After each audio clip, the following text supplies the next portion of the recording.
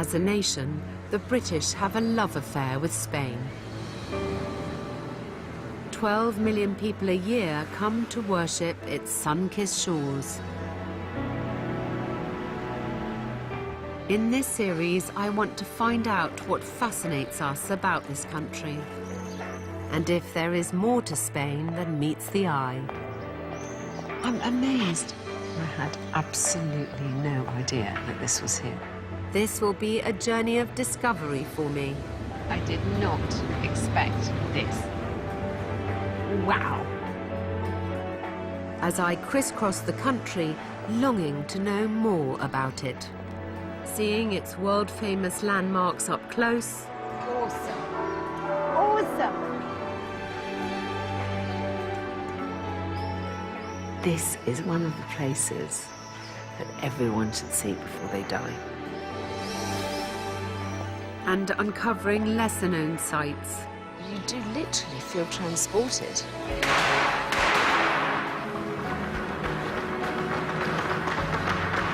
As I experience this incredibly vibrant culture. It's pretty mad, isn't it?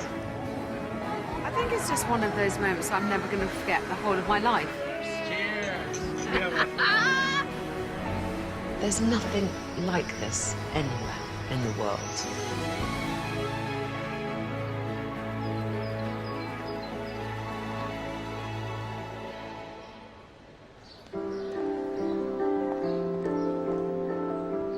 I've journeyed south from Barcelona and reached the east coast, for me the least travelled part of Spain.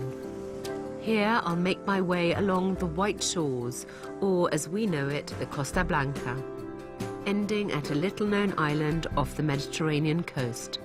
I'll take in expat favourite Benidorm along the way, but my starting point is one of Spain's boldest cities.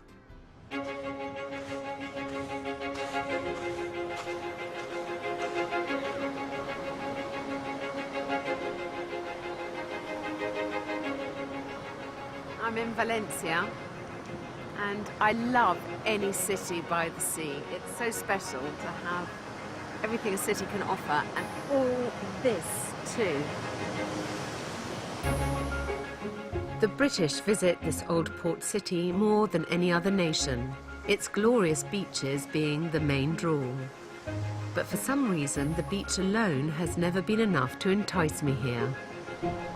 It is strange, because I've travelled quite a lot in Spain, and Valencia is the third largest city in this country, and yet I know nothing about it.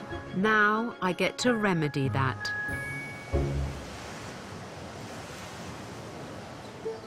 I'm starting on the outskirts of the city, an area called La Huerta, which is a ribbon of agricultural land.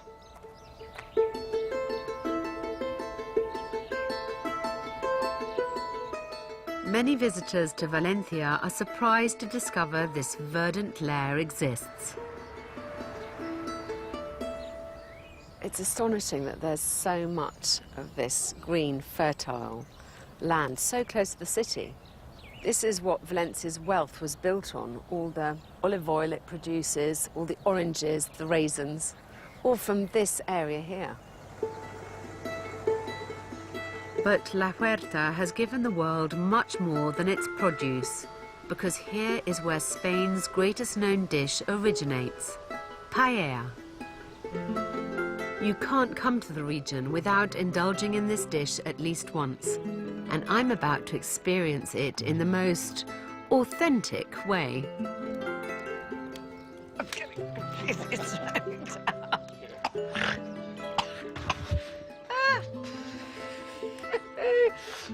I didn't realise that traditionally it is eaten in the open air over a proper wood fire. Makes it much sexier. Paella was a dish eaten by farmers and labourers for lunch, using rice and whatever else was to hand in the fields. Nandi has lived and worked in La Huerta most of his life. 40 years on from cooking his first paella, he's perfected it. Do you want to cook? Yes. Yes. Thank you. All right. Perfetto. I'm told there's much to learn about cooking this the correct way. So, when you talk about a paella, you're actually talking about a paella pan. So this is what makes the dish. ¿Qué carne? La carne es pollo, Yeah, chicken. chicken, de corral, de granja. Yeah. Rabbit. Rabbit, conejo, Conejo. y 3 trocitos de pato, duck. Ooh. So this, as it's a special occasion, so he's adding in some duck. Do you mix seafood and meat? Pescado y carne? ¿Junto? ¿Together? Sí. No. No. Vale. Sorry. Seafood paellas are fine, but then you just do seafood, or you just do meat. Never together. Never the twain shall meet. And it's not the only rule to be strictly abided by. You don't put in chorizo. No. Oh, it's a crime. Ah, it's a crime! It's a crime against cuisine. En español, puedes hacer la paella con lo que quieras. Yes, with whatever. You can make a paella with whatever you like, but you cannot then call it an authentic paella. No. Y no es paella valenciana. And No especially not a Valencian paella. Okay. This Yeah, is I'm clear. Okay, don't worry. Okay. No chorizo, never, chorizo. never again. Again. Never, I promise, I swear. Next come the vegetables. Always an assortment of green beans and tomatoes. And then whatever you can find growing in the region. Like these, my favourite, the last artichokes of the season. All of this produce couldn't be fresher. It's been picked in the garden this morning. It's going to taste amazing. Looks delicious already, doesn't it? This is very skilled. Apart from anything else, I've never managed to build a fire that's burnt that long. I mean, it's going to make me look at paella very differently again. It's a long, involved process. And in this heat, it's thirsty work. So this was traditionally used by farmers. Because it's clay, it keeps the water cold. They'd keep it in the shade so that they could have a cool drink whenever they needed one. Así. Sí, Si te mojas, refresca. okay.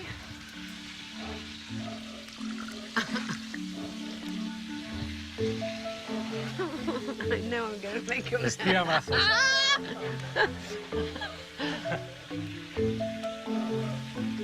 Bien. Bien, muy bien. Bien. Very nice. También se toma con vino con limonada. Ah, very nice. Yeah, I think I preferred if it was white wine. Nandi may be a pro at cooking this, but he tells me this wasn't always the case. His first ever paella was completely inedible. Why? Why inedible? The rice is very complicated. the point of rice is to go more complicated. Yeah, because Try it. I think this is something that people in England don't understand. The paella is about the rice, not about the ingredients that go into it, but the main thing is the rice. The rice. The important ingredient, no? Sí. Okay. It's a concept that's unique to the Spanish and Italians, in fact. Anywhere else in the world, the rice accompanies the dish, but here it's the focal point. He just separated out the vegetables, the ingredients, from the liquid so that there's room for the rice to absorb. Y ahora repartimos. And then you stir it in. Now everything is perfect. You don't have to touch it anymore. You can just leave it. There may seem a lot of rules to cooking the paella, but the Valencians are fiercely protective of this dish. And over the years, the recipe has been altered by different cultures beyond recognition. Guillermo Navarro is the co-founder of Wiki Paella, a Valencian organisation whose business it is to police the tradition of the paella. Why did you start being interested in paella? For us, paella is maybe one of the cultural elements of our identity as a people. When we were in Madrid or in Barcelona or in New York or in London, and we find paella that contains the product that we don't have here, like chorizo, avocado, and it's like, this is not paella. This is not our tradition. This is not the things that we can find in the field. It's about our culture, our roots. So Nandi said to me that you can put anything you like into a rice dish, but then you can't call it paella, and it's just rice with things. Yeah, the rice with things. The rice with I things love is that. yeah. The rice with things is one of the best concepts. Is to say No, just tuck anything yeah, I'm in. cooking paella. Well, it's rice with things. Yeah. If I put Coke with your tea at tea time Yes, I would in be London, very short. yeah, it's like that. It's Yeah. like that. Okay, I get it. Another interesting thing in paella is the ritual around the paella with your friends. It's more than a cooking, it's just to spend your day cooking a paella. Thing is, if you can arrive to dinner with your alcohol level stable. This is the easier. It's tricky. I can see that. After half an hour simmering, the rice has absorbed the water and all the flavors and is ready to be served. Can't wait to try this. Where's the wine? Definitely. Buen vino. Yeah. Sería mejor si... I mean, this is like my perfect afternoon. That's me done now. Mira, hubiera podido traer cava también. Fernando. Really good. Andy, Volvo. Un aplauso para... Thank you so much. This is how I told you before. This is the traditional thing, the traditional way to eat paella with your friends, with your family, after the convoy, after cooking everything together, everybody together. And let's try. Outdoor. Perfect. Perfect, yeah. Bon profit. Bon appetit. Cheers! It's easy to see how the traditional paella has become lost in translation in certain parts of the world, making it all the more satisfying to experience the real thing whilst in Valencia. I enjoyed the whole experience because I'm absolutely blown away by the passion these Valencians have for this dish. How knowledgeable they are, how absolutist they are. There's just no varying from the traditional Valencian way. It's their way or the highway. This region has already enthralled me, and all before I've even ventured into the heart of the city of Valencia.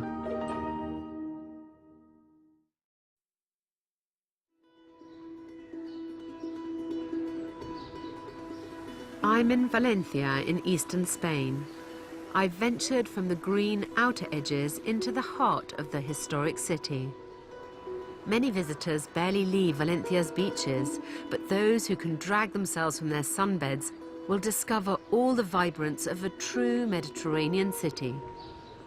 Among the labyrinth of streets and squares that make up the old town, you'll find cafes like this one. Known as horchaterias, they are a welcome sanctuary from the stifling summer heat. But if you want to behave like a true Valencian, start your day here and don't expect coffee. I am here at one of the most famous horchaterias in Valencia. I couldn't come to the city without trying their local drink, which is made from chufal, tiger nuts. It is one of the specialities of the region. It's served throughout Spain, but it was actually invented here. Always eager to try a local delicacy.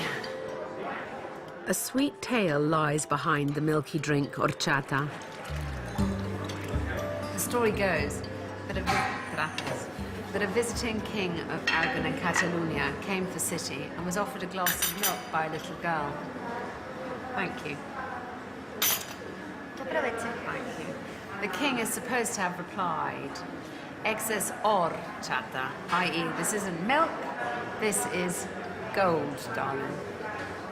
Horchata is said to have plenty of health benefits, aiding digestion and helping energize. But you have to have a sweet tooth, let me tell you. Might be an acquired taste. It is so sweet. Apparently what you're supposed to do, you're supposed to dip a Fantol into it and eat it like that, in for a penny.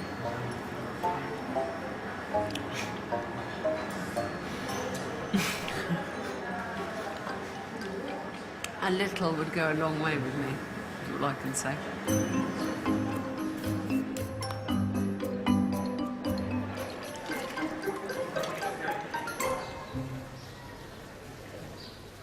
You need the energy to explore this great city.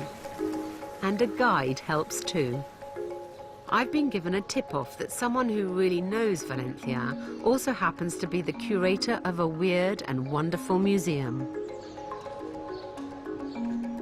Tucked away within a Gothic palace on the bar-lined street Calle Caballero, historian Alejandro claims to have the world's largest collection of tin figurines.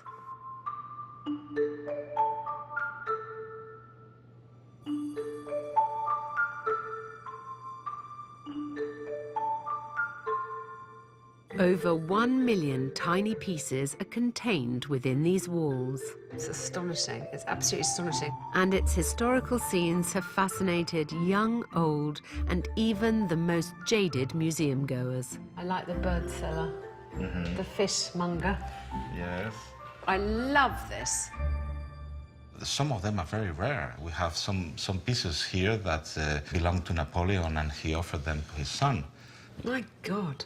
This is an interest verging on an obsession, I would say. Yes, is that fair enough? Well, I think it's a new media. It's a new way to teach history.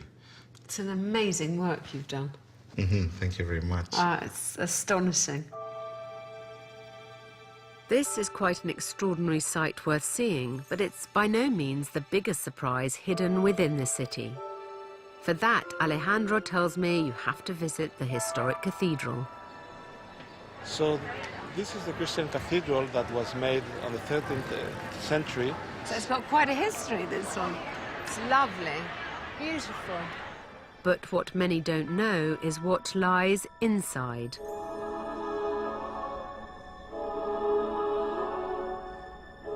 For in a small room, just to the side of the cathedral, is the most sought-after relic of them all, the Holy Grail. So this is it. Holy The Grail. one true grail. It's Valencia's best-kept secret. The fact that the chapel is virtually empty shows just how little known this is. I'm amazed. You know, I'm a Roman Catholic, and I had absolutely no idea that this was here. This is the chalice believed to have been used by Jesus Christ at the Last Supper. The quest to find it has long been the subject of religion, fiction and film, but the Vatican claims this to be the real deal. The King of Aragon bought it here in the 14th century. He owed the cathedral money, and this was deemed sufficient to cover his debts. I mean, honestly, I cannot believe that I didn't know that this... I mean, I thought you were joking when you said that there was the chalice of the Last Supper. Yes. The Holy Grail, as they call it. Yes, it's so important as a relic.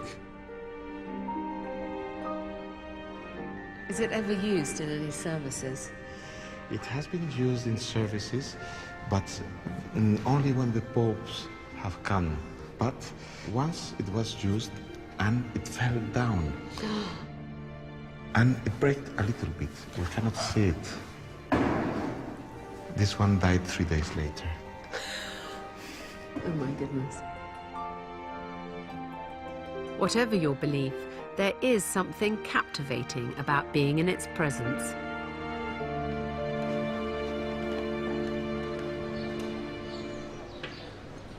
Valencia is a city that has succeeded in merging the old with the new. While there is a wealth of history here, the skyline is also dominated by some eye-catching buildings. Just a hop, skip and a jump away is this, the amazing city of arts and sciences. And it's a testament to modern architecture. This futuristic vision of steel, glass and greenery is Europe's largest cultural centre.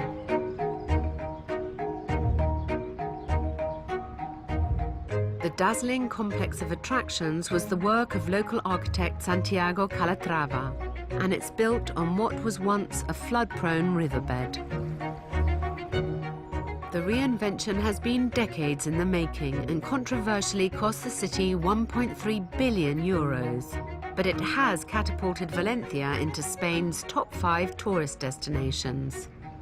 Here in Spain, they have a very forward-thinking view, and they have no fear about altering the landscape with this modern architecture, and I love it.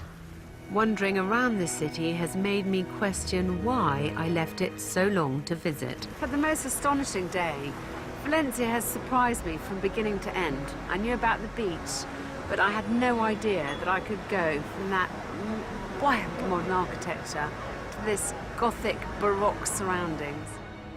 But Valencia has one more side to its natural beauty that I want to experience before I leave. South of the city, mile upon mile of flat wetlands stretch across the Albufera National Park. The watery landscape has been cultivated into paddy fields, where rice has been grown for centuries and resembles the Far East more than eastern Spain. But it culminates in one of Europe's largest freshwater lagoons. Hola, yo soy Alex. Encantada. Buenas tardes. Buenas tardes, gracias. Nowadays, these barcas, long wooden boats, work the lake, showing visitors the magical beauty of the Albufera. It's well worth holding out until sunset to make the trip. When I was told I was coming to Valencia, I did not expect this. I knew nothing about the lagoon. I didn't know about these waterways. I knew nothing about the rice. All I've ever heard about is the beautiful beaches, and it seems to me that the beaches are the least interesting part of this story.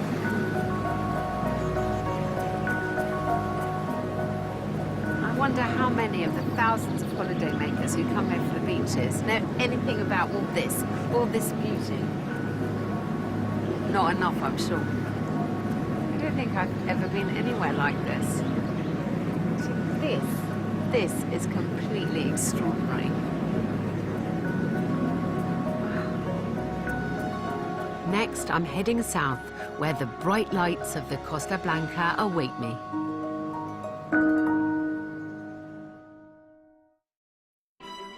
You could be following in Alex Polizzi's footsteps with a trip to the beautiful Basque region of Spain. You'll start your Spanish adventure in Bilbao for 3 nights, where you can immerse yourself in the local culture as you explore the city. Then head out on the open road in your hire car as you travel to San Sebastian, staying for 3 nights in the heart of the city. Famous for its food scene and beach, you'll have plenty of time to indulge in local delicacies and kick back on the sands of La Concha. Plus, you'll have £500 to treat yourself. So for your chance to win this unforgettable trip for 2, text Spain to 65515 or call 0904 161 5544. Or post your name and phone number to Spain, PO Box 7557, Derby, DE1 0NP. Text costs £1.50 plus 1 message at standard network rate. Calls cost £1.50 plus your network access charge. Lines close at midday on the date shown on screen and 3 working days later for postal entries. For rules, go to channel5.com/win. Good luck.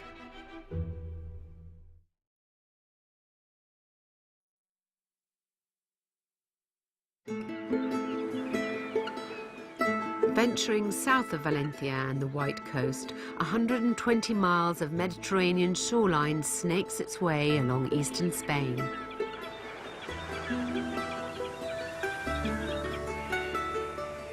The Costa Blanca is where Britain's love affair with this country is at its most intense. It's the expats' favourite destination. You'll find more British on the Costa Blanca than anywhere else in Europe, and many of them are retirees, seduced by year-round sun and a climate recognised by the World Health Organization as one of the best in the world. I'm sure I could seek out rural villages and discover hidden coves along this coast, but instead I'm heading to the province of Alicante, where I'm told I'll find the Costa's very own little corner of England.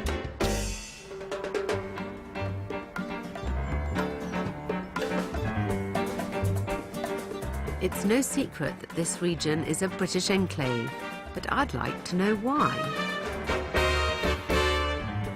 Jerry and Margaret moved to the Spanish mainland 16 years ago. Good Good afternoon, morning, something. Alex, I'm Jerry Bartley. So nice This to is meet Margaret, my wife. Nice to meet you. Thank you so much. I'm really looking forward to this.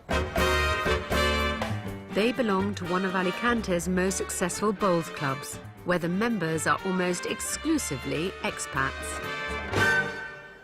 How often are you here in the club? Me? Probably too many times, according to Margaret. I tell you, not to bring his bed down. But yes, no, I'm usually down here about 3 days a week, I should think. Yeah. How long did it take you to get good? He's still getting I'm still getting there. I am still getting there. Is everyone here retired? Literally everybody. We've just got one couple who still have jobs over here. But other than that, everybody here is retired, living the life, living the dream. Oh, And that's what I mean. Not many people get to say that. Honestly, the quality of life over here for us is so much better. So you have everything you want here? What else do I need? I've got the sunshine, I've got Margaret, I've got a lovely place to live, I've got a fantastic bowls club. We literally don't want for anything else. Is there nothing that you miss Yes, about the UK? there is something. Oh, okay. A damn good pint of British beer. Right. But other than that, no, there's absolutely nothing that I would say, God, I'm going to go back to. Good for you. Okay. I want to watch a game, really. Or at least what do you call it? It's not an innings. No, you call it is. Yeah, it's a game. But Jerry has more in mind for me than simply spectating. I'm venturing dangerously out of my comfort zone. So if I can just show you, the foot has to be on the mat. How do you hold it? You hold it there with the running line with the finger, 2 on the grips, 1 around there, and the thumb there. All right. And now what I'm going to try and do is see if I can get it on the jack.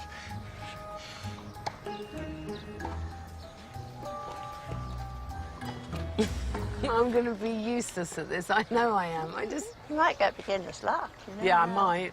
Oh, God, I can't believe I have to publicly do this. It's just so mean. Okay. Look, I mean, Now, look. how do I know how hard? I never okay. chuck one down Right. the bloody Now you see- pitch you before, whatever it's called. You'll try, you'll find out. Okay. Ah, unnatural. There we go. Look at this. Are we following it? Are we following it? Oh, Look yeah. where it is. It's right on the line. Unnatural. Okay, now look, can I just stop there? Well, I'm sure I've been lucky. One more. Oh, no, I'm going to ruin it all now. Oh, perfect. And this is what the game's all about. I feel quite emotional. I hate being done by an office. Beginner's luck. And a little bit of concentration. Breathe in, breathe out. Bowl.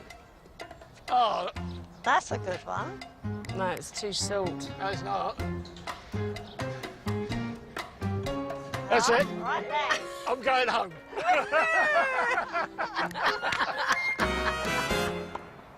I've taken the bowls world by storm, and I've surprised myself in the process. Now, there is your closest, Yes. okay?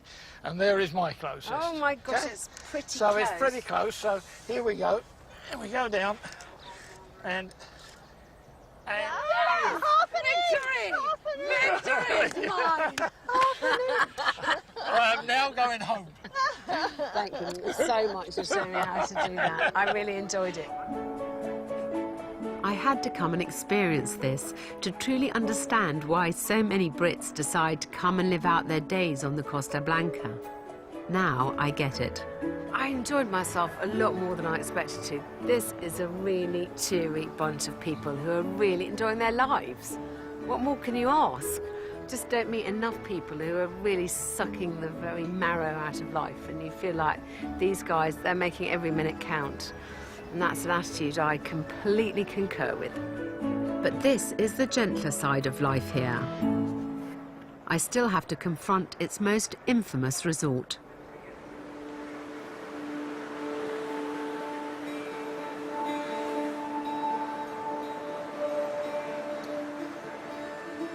I'm en route to Benidorm, which is making me a little nervous. Try not to be too snobby about it, but I haven't always heard the best things. and I don't know what kind of experience it's going to provide me. I can't pretend that Benidorm has been on my must-see list of places in the world. But right in the throng of it all, I'm surprised by my first impressions. It seems like a quite civilised, quite family place at the moment to me. There's certainly no rampaging drunken hordes.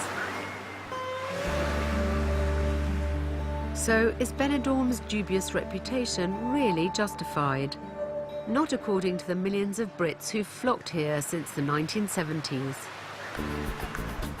Even today in Europe, only London and Paris see more visitors. Just 2 hours from the UK, and with package tourism and low-cost airlines making it more accessible than ever, Benidorm's popularity shows no signs of waning. This resort's hotels are 90% full even in low season, so it must be doing something right.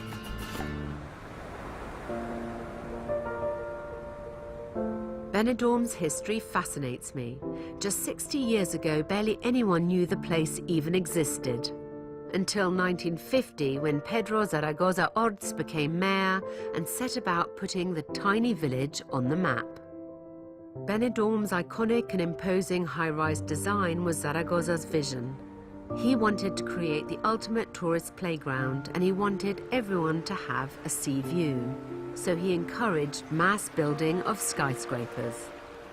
Zaragoza was defiant in his ambitions.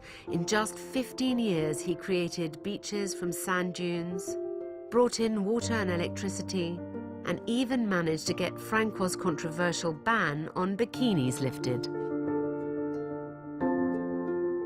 In the 70s, an astonishing 12 million sunseekers flocked the resort, and the rate of development since then has been jaw-dropping. Astonishing. It's impossible not to feel the British influence here. And within the stream of souvenir shops and supermarkets, you'll find Vicky's Salon, an expat who moved her whole life to Benidorm 11 years ago. I'm intrigued. Plus, I can't resist a bit of pampering. I think that colour, please. All right, Yeah? let's do Gonna it. go for that one? Let's do it, babes. Okay, let's go for it. What is it that has made Benidorm such a draw all these years? There's something in Benidorm for everybody. Benidorm is just not what people think. People only think it's the party life, the madness. We get lots of party people, but that's only a tiny, tiny part of Benidorm. The knockers of Benidorm, many of them have never been here at all. Yeah, well, including me. And the ones who have and knock it have never ventured out of this very small area of madness. It is Spain. People think this is Little Britain. But people can come here and live a little Britain life. You can't can. they? Yes, and many, many thousands and zillions of people do. My mother-in-law's lived here 30 years and she speaks 3 words of Spanish. You can do it if you choose to do that. But I think by doing that personally, I think you miss out hugely. I like to go to Spanish bars. I love the atmosphere, the noise, the vibrancy. I really do feel a foreigner in the UK now. Do you? Yeah, I really do. Well, It's give me some examples. What freaks you out there now? driving on what to me now is the wrong side of the road, and I never thought I'd say that. Eating. We eat so much later here. Oh, it drives me mad, though, that. And it's a whole cultural thing. It is like this kissing people, which to me now is normal. You kiss the bank manager, you kiss everybody, and you find yourself doing it in the UK and they look at you as though you are I love the absolutely idea of kissing your bonkered. bank manager. But people here just kiss everybody. I just noticed you used the phrase we, then, about something happening here in Spain. Does that mean that you feel more Spanish than English? I am English and I'm proud to be English, but this is where I've chosen to live. There are odd British things I miss, like Battenberg cake and things like that. But You are a scream, I love it. Battenberg. I don't know what the Spanish version is of knighting somebody, but they should knight you for services to tourism, I'm telling you that now. If you were going to encourage me to see the real Benidorm, the Benidorm that you're so passionate about and that you talk about so convincingly, where would you send me? You need to go down to the far end of the Levante beach to the trajectory that sticks out, which is the Mirador, and that is absolutely heaven. What nobody believes Benidorm exists like that. Okay. So do it. I'll do that then. You are commanded. Listen, I always know an expert when I hear one. I'm going to do it. I'm going to do what she says. Perfect.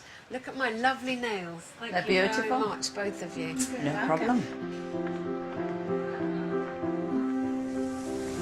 People speak with such fondness for Benidorm, and I think I understand why now. I've not spent long here, but already I can see that the brochures and the TV only tell you part of Benidorm's vibrant story. You have to experience it for yourself. So I'm standing at the Mirador, and Benidorm has really surprised me. It's not at all what I was expecting. I think it's become lazy shorthand for everything that's bad about a package holiday. And that has just not been my experience. It's so stupid of me to make a judgment about somewhere I've never been before. But I know better now. Look at this lovely sea. Look at the endless beaches I've seen. And yes, there are plenty of madding crowds, but there is so much more than that here. And you're never far from a true, authentic Spanish experience, as I'm about to discover. This unforgettable Spanish trip for two is still up for grabs. You'll jet off to the vibrant cities of Bilbao and San Sebastian with a hire car and £500 spending money. So to enter, text Spain to 65515 or call 0904 161 5544. Or post your name and phone number to Spain, PO Box 7557, Derby, DE1 0NP. For rules, go to channel5.com/win. Good luck.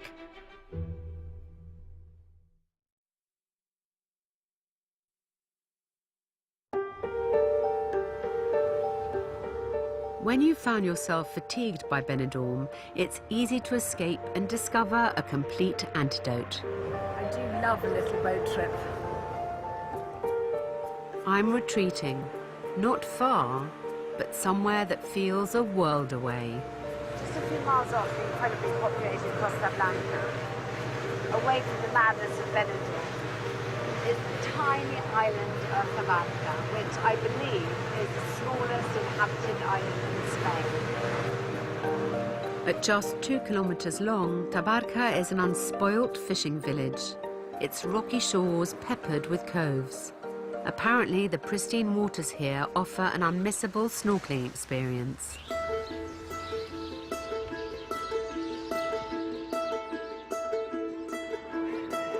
By day, the island can still feel very touristy, as boats bring day trippers keen to spend an hour or two off the mainland. To get the true character of the place, you have to time it just right. The secret here is to stay the night. There's very few beds here. Tourists all have to leave on the last boat, and then it feels as if I'm going to have the place to myself. But you have to work fast to snap up a room in the handful of B&Bs, typically an old fisherman's cottage like this one. Isn't this lovely? Isn't this a lovely little room? Very simple. Just what you'd hope for, really, somewhere like this. With no noisy bars or cars, it feels as though the modern world has forgotten about this place. There's literally not another soul to be seen. It's completely deserted. Much needed balm to the soul. Less than 50 people inhabit this bijou island. Hola, buenas tardes, son Alex. Matthias, an artist, has been resident since 1973 after visiting on a voyage of discovery. He llegado con una pareja de Colonia en un velero. He visto esta imagen. Hemos dicho aquí mañana vamos a ir con el barco para ver esta isla. Hemos encontrado aquí una isla totalmente abandonada de cultura de la civilización más o menos, era muy atrasado. Y sin dinero en el bolso, Sí. hemos pensado compramos también una casa. Were there a lot of people living here at the time? Sí, empezó en los años 80. In the el 80s. ruido, el movimiento aquí. There were more people. Were there schools here? Turistas, ¿no? Tourists. But while the arrival of tourists in Benidorm completely changed its identity, life here was still primitive, with no water or electricity until the mid-80s. And today, although the island sees more visitors, it still feels very authentic. He still loves the island, and the beauties of nature are still here. It is still as beautiful as ever. Obviously, sometimes the numbers of people become rather overwhelming nowadays. So is it. So it is. I don't think this is the life for me, but to spend a day or so here is a pleasure I'd thoroughly recommend. This feels like a million miles away from Benidorm. You can't even believe it's in the same country. I wish I was here with my husband, my one true love, wandering the streets romantically hand in hand. To cater for the growing numbers of tourists, more restaurants have sprung up on Tabarca. But I want to eat like a local, so Matthias has given me a tip-off about where they all go. At El Rincón de Ramos, Carmen has been cooking the island's signature dish for over 40 years. I'm about to try a speciality of Tabarca, which is a caldero di gallina. Gallina is a type of fish. It's a rock fish. It's abundant around here. I've never had one before. I'm really looking forward to it. This so-called fish stew is flavoured with a distinctive sweet pepper paste.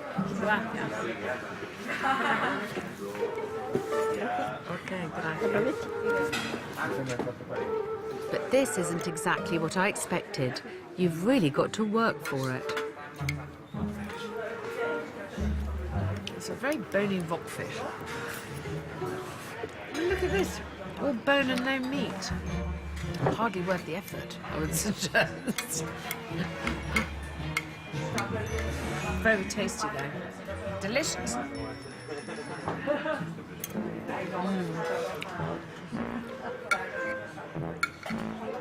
This is a peasant dish. None the worse for it. But we're used to slightly richer fare these days, aren't we? Still, when in Tabarca, you know what they do. Everywhere I've been on this leg of my journey has surprised me. And this little gem in the shadow of the neon lights of Benidorm is no exception. Costa Blanca is 200 kilometres of some of the busiest coastline on the Mediterranean. And this is a complete contrast, and it's just a few kilometres away. Beggars belief that somewhere like this still exists. I'm glad I've come here to see it for myself. I'm leaving the Costa Blanca feeling very different to how I thought I would. What I've found in this small stretch of Spain has really surprised me. I've found beaches, culture, solitude, and madness. It's all here. I'm definitely coming back to this part of the world. I'm longing to find out what other forgotten corners there are.